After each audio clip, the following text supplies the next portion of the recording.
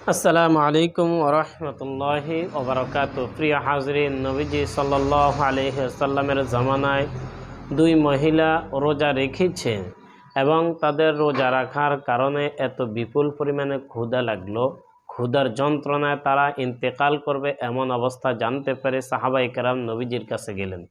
কয়েকজন সাহাবায়ে কেরাম যখন নবীজি সাল্লাল্লাহু আলাইহি ওয়াসাল্লামকে জানাইলেন ব্যাপারটা, নবীজি দুইটা পেয়ালা তাদের জন্য পাঠাইলেন। দুইটি পেয়ালা পাঠানোর পরে তাদেরকে ওইখানের মধ্যে বমি করার জন্য বলল। তারা বমি করলো, দেখলো যে সেখানের মধ্যে এরকম কিছু তাজা গোশত পাওয়া গিয়েছে এবং কিছু রক্ত, তাজা রক্ত পাওয়া গিয়েছে। সাহাবায়ে কেরাম যখন নবীজিকে এই কথাগুলো বললেন, তখন নবীজি বললেন তারা হালাল মাল দ্বারাই সাহরি খেয়েছে, কিন্তু তারা রোজা রেখে হারাম মাল ভক্ষণ করেছে, অর্থাৎ তারা অন্যের গীবত করেছে।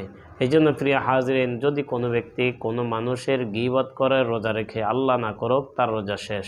এত কষ্ট করে 13 ঘন্টা পর্যন্ত আপনি উপবাস থাকলেন, হালকা পাতলা অন্যের গীবতে শরীক হইলেন, আপনার সামনে একজন মুসলমানের গীবত হইতেছে, আপনি তাকে বাধা দিবেন, প্রয়োজনে যার ব্যাপারে গীবত হইতেছে তার প্রশংসা তুলে ধরবেন। তারপরেও যদি আপনি কাটি না উঠতে পারেন, সেইখান থেকে আপনি মজলিস ত্যাগ করবেন।